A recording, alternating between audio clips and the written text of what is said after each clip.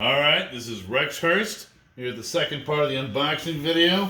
The last one went way too long and because I went overboard in describing everything, but and mostly I just had so much to say. So continuing on, unbox me bozo. And let's see what else we have in here. And there's still a ton of stuff. Some graphic novels at the bottom, it looks like. Well, let's take a look at the single issue still. Alright, we have Diamond number 0, S. This is part of their Project Dynamite. Sorry, I said Diamond. Dynamite. Part of their Project Superheroes opening. And this is I think Alex Ross has something to do with it. It certainly looks like his style of art, at least on the cover there. Yeah. Anyway, and Jim Kruger. And they worked on, I think Earth X together. And they did it in the same sort of style where they brought back all these old heroes. Essentially what Dynamite did was they took all the old heroes from the 40s that went into, that were in the public domain and brought them all back into one big series. And the problem was they did it in the same way they did it with Earth X, and they they made the assumption that you knew who these characters were. And most of the time you didn't. So all of a sudden there are, 100 some odd characters in these books, but no one knows who the hell they are or what they're doing. I mean, remember the Patriot? Or you look at the cover there, you got the original Daredevil. You got, I remember the Flame guy, I can't remember, the Green Llama, Black Terror, the Yellow Claw, or just the Claw. Anyway, but this was a great series. I loved it, even though I had to stop every 5 minutes and look up who all these people were and what they had to do. You see, they just throw a whole bunch of them in together. The art's great, and it's certainly worth a look if you like old-time comics and the way they brought it back. I think they're doing another series of it, which is what I like. Next we have, Kyle Baker. Probably best known for, what is he best known for? You Are Here. That's my favorite one of his. You Are Here. But, it's an artist. Great artist. I love it. I think I might have a copy of this. This looks very familiar. But, he doesn't do enough comic work, in my opinion. He never got enough work. Maybe he's probably making a lot more money doing something else. But every time he picks up something, I get it. I like it. Definitely worth a look. This is Vertigo number 1, Faker by Matt Carey. Definitely worth a look then. It's some of my favorite stuff comes out of there. Don't know anything about this. Art's alright. Art's pretty generic. I mean, it's not bad, but I've seen better. And I've seen this style before. Eyes are a little off. Sort of like a Picasso-esque. It's okay. Who knows? Might be the when Vertigo started really going downhill. Okay, we got number 1. Tales of Jerry, the Stone Vampire. All right, there was only 10 issues of this. They will put out 1 issue each year of this. And then number 1's actually worth a little bit of money. The weird thing is you can see the art improve from year to year. And the person who put it out, I can't remember her name, but she wanted someone to continue on afterwards, and no one did. Really interesting stuff. Never collected in a trade paperback or anything. As you can see, it's a labor of love. I've got a few issues. The early issues I don't have much of, but I've probably got about 5 or 6 of the 11 issues that they put out. Anyway, very Anne Rice-esque as well. That's pretty cool. All right, you got Yearbook Stories by Chris Staros. I don't know anything about. News to me, but I like it. Looks like it could be something. The art, your Buckworth. Maybe some autobiographical stuff, or something that looks like it. Alright, that's different. Forgetless number 1. Looks like garbage. I'm real get tired of this sort of blocky art style there. Everyone started using it. And everyone's artwork started looking exactly the same. This one's a little bit different. I like the because the animation style became popular, so everyone started doing it, but probably easy to do. I like the shadow. I think the colorist works for making this work a little bit better, but, the style. I mean, how many people have I seen know this? 6 or 7 different people. Therefore, whoever's doing it isn't standing out. Oh, okay, it's more than one story here.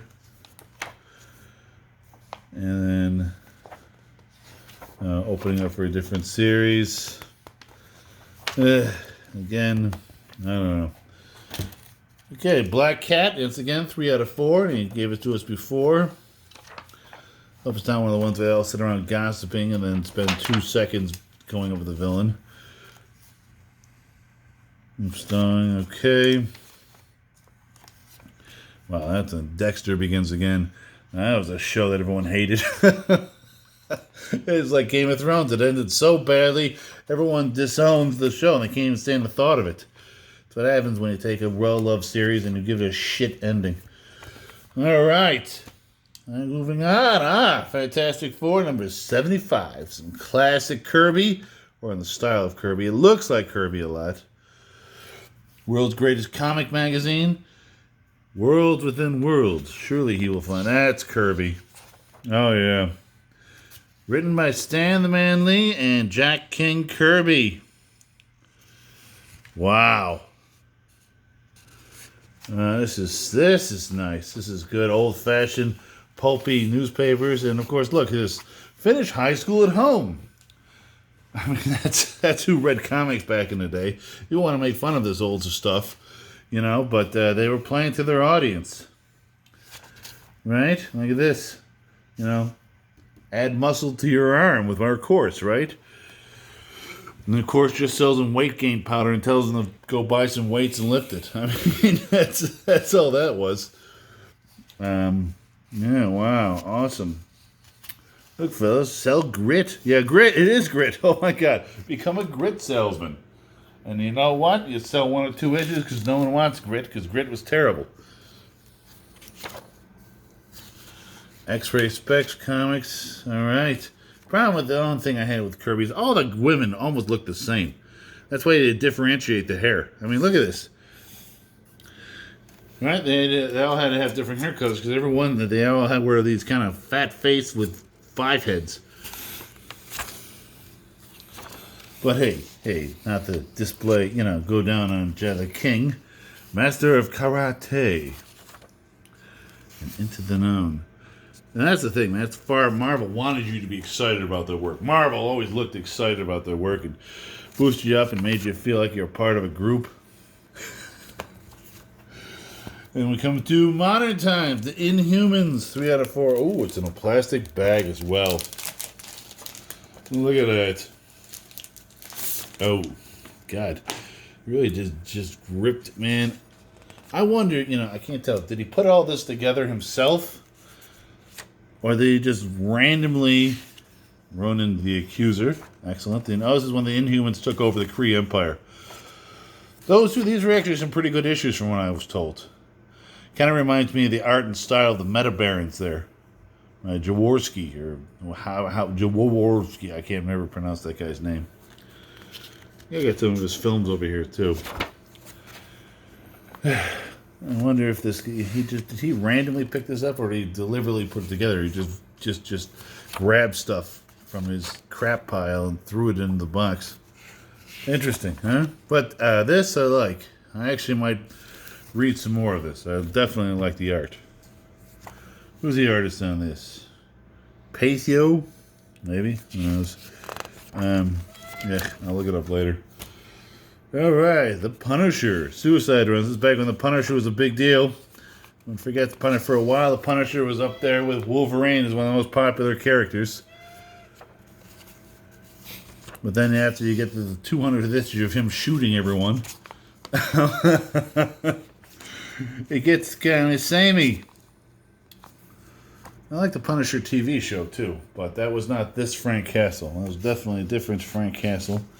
Interesting. Then they tried it up. They tried to boost up circulation with gimmicks. Remember when they turned him black? And everyone was just like, say what? So you got skin grafts? Anyway, so Punisher runs into criminals, shoots them, and survives. Okay. Ah, the original Ghost Rider Rise Again, because we saw number 1 in the last one. Or 2-7. Oh, Freaks! Freaks here at the bottom. And the art's decent. That's old school, actually. What is this? Okay, by Roger Stern. There's okay. Alright, I like this art. I think these are reprints of the original comic. That's why they're so good. Oh, that's what it is. They just reprinted the 7 best of the original comic. I thought they brought it back or something like that. Back during the time of the Grey Hulk, as we can see. Okay. The Tears of Adam Henderson. All right. That must have been. All right, here we go. The Fox by Red Circle Comics, which is an imprint of Archie Comics in the 90s. Everyone forgets Archie started off as a backup feature and eventually took over the entire comic line. It was MLJ. But they have this group of heroes. So every 20 years or so, they bring all the heroes back just to maintain the just to maintain the copyright. And every time they try to bring back all the heroes in an imprint. And each time it lasts the shortest amount. They last about 10 years back in the 40s, and then maybe 3 years back in the 60s, because they went camp. And those were actually some pretty good issues. They were fun issues. They brought these guys back in the 90s, and again, the art style is not to my liking. I don't like it. It doesn't... Ugh. Yeah. I don't know. Is it supposed to take itself seriously, or is it supposed to be campy? Because, you know, when it's like this, I can't take it seriously. It looks like it's supposed to be campy. And, you know, when I read superhero stories, I don't want camp. I mean, I'll read humor comics, I'll read something like that, but not in this particular case. So, that looks like something. Anyway, whole line folded after about half a year. And then we got some DC Multiversity Comics. It's a Grant Morrison.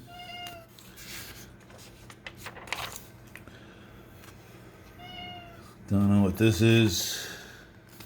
I'm not up on my Ultra Comics Lives by Grant Morrison is usually a good thing. Of course, he's never topped the Invisibles, in my opinion. Everyone talks about Animal Man, and some of that stuff was pretty good, but the Invisibles was better. And everyone always talks about his other run in Doom Patrol, but I never got into it too much. I thought some of it was okay. Some of it was interesting, but honestly, I like his X-Men stuff. I know a couple of friends of mine will punch me in the face for that. But I like his X-Men stuff. I like the Invisibles. The Filth was good. Probably a few other things I can't remember. Alright, so that looks like something. Just tie into... You save the world if you must not read this. Okay. Well, I'm certainly going to look forward to this one. And this is, okay, part 2. I think part 1 was part of it, of Crash Ryan, which is Epic Comics. And anything by Epic Comics back in the day is certainly worth a look. Because, you know, talk about Jim Shooter all you want. They brought in a lot of great material from other sources that you might not have seen. So they're probably UK. Crash Ryan sounds familiar. Sounds like almost like a comic strip from the 40s or 50s that they turned into this. Or maybe this was part of, Eagle magazine that they brought in and put in comic form for this. So that looks good. Oh, the Black Dragon by Chris Claremont. This was a great comic graphic novel. If you get a chance, pick it up. Chris Claremont, once again, seriously underrated artist and writer. Eightball. Now this one I actually have, but I need this because my copy, I read it so many times, is beat to hell. This is Eightball number 1. The first one of the like Velvet Glove, Cast in Iron, and Lloyd Llewellyn and all, and Dan Pussey. Yeah. The problem is all of these have been reprinted into various graphic novels over the years, and it makes fun of the chick track here,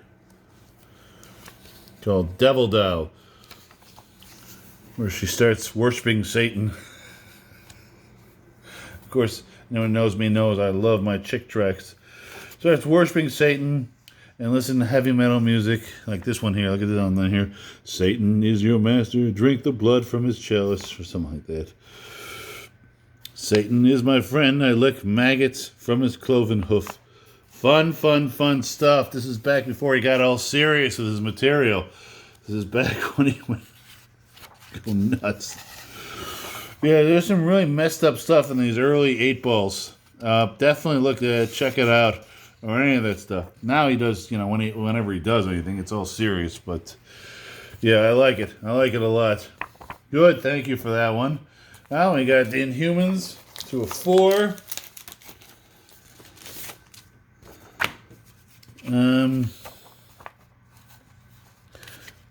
Artwork's the same level. Gonna look forward to this. Definitely, I'll check it out. I don't mind new Marvel stuff. It's just I felt like I read all the best of it. Dark Horse Comics. I'm surprised they just haven't changed their imprint name to Hellboy Comics, because that's primarily what they print nowadays, isn't it? Maybe they do reprints of old strips too, I think. Or is that IDW? I think both of them do at different times. But the primarily new stuff all seems to be Hellboy, or spins off of Hellboy. Not that I mind. I like what they've done with it. I've always been a big fan of Hellboy. But it does seem to dominate the entire... have this. Looks okay. Looks okay. Looks kind of generic, too. It's not too much... The backgrounds, they just threw it in there. It looks like they did it, and they didn't care, and this is for some money, you know. I've seen it, but I've seen it done better. Alright. I've seen it done with more passion. I've seen it done with more verve style. If you want. Maybe that's part of my problem. I read too many comics. I read too much of this stuff. Oh, from 2007. Alright. So, alright. Boom Studio, The Unknown by Mark Waid. Mark Waid's either great or he's terrible. Actually, most of his stuff usually falls right in between. So I go by the art. Oh, that's alright. It's okay. I'll give it a try. Don't know anything about it. Never heard of it before. Came out years ago. Oh, the Rocketeer and the Spirit. Okay, IDW. Excellent. Now, I've never been a big fan of the Rocketeer, but I am a fan of the Spirit. And this is, again, by Mark Waid. What the hell, man? The art's good, though. I like this. Yeah. This could be something. You know, it's difficult to do. It's kind of an Eisner style, but it's not. It's almost impossible to redo Eisner style as well. Someone say you're mimicking it. Then you got, you know, versus the Rocketeer. This is one of the failed attempts to bring back the Spirit again. No one ever seems to do it just as well. I think they should stop trying. But, you know, DC, I think, bought the... is this DC? Or is IDW? Or is the Spirit in public domain now? Who knows? There have been multiple attempts to sort of bring him back, and it just doesn't work. Because the superhero modern day needs to have superpowers, and all he did was punch people. All right, and Brian K. Vaughan, excellent. Matt Hollingsworth, We Stand on Guard. This looks good. Number 2, not number 1.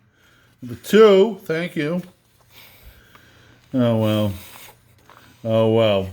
That looks okay. I hate these big splash pages like that, because most of the time they're just there to fill up space because they didn't put enough story in it.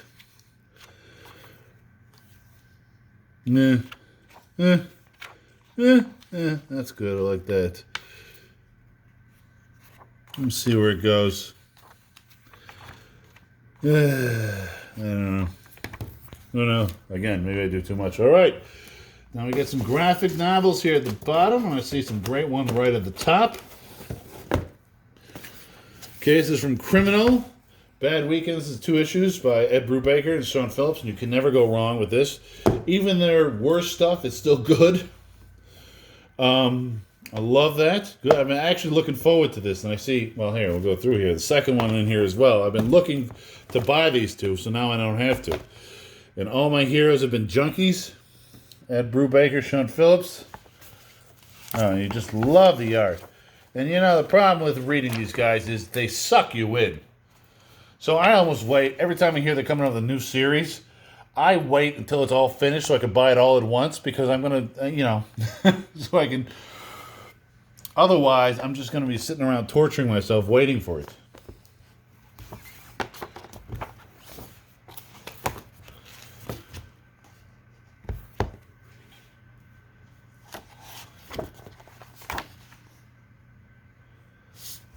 All right. And over here we have Die, Fantasy Heartbreaker. Don't know anything about it. Art looks pretty good. Coloring is good. Certainly big enough. Got enough story in here. In the 90s, 6 teenagers disappeared into a fantasy role-playing game. It sounds like my book. The one coming out. Well, not really. When 5 or 10, only 30 years later, broken adults are dragged to discover the game isn't finished with them yet. Kind of like a dark version of Jumanji, right? All right. All right, that looks like it could be something. I'll give it a whirl. We all know fantasy role-playing games and those violent things around. Paper Girls. I've heard of this. I wasn't too interested. Image Comics put it out, but Image will put out anything nowadays. All right. By Brian Vaughn. Okay, so that's worth a look. Anything he does is worth a look, at least. We only got a few minutes left here. Art's decent. All right, that looks decent. The Guild by Felicia Day. I think this is a... Is this a series? No. The Guild created Felicia Day brings her multiple award-winning internet... Okay, it is. Okay, so it's a TV series. It's an internet series brought into comic book form, which I'm not too interested in. And we got Science Fiction Dark Matter here. Volume 1 Rebirth. Looks good. Sounds familiar. 6-person crew of a derelict stays awakened from stasis to the farthest reaches of space. All right. From Stargate SG-1. Oh, this is a TV series. This looks better than the TV series. The TV series always is dark and boring. Yeah, I stopped watching it because I would forget the episode the minute after it stopped. This actually looks more interesting than the TV series. Good. At least the colors will keep my interest. Yeah, everything in the original series is just so dark and gloomy. I forgot about it. Like my eyes didn't want to take it in and record it. All right. Well, that's it. Thank you very much. That's great. Unbox this bozo. I appreciate it. So I'm definitely going to get down and have a lot of heavy reading to do. All right, and I'll talk to you guys next time.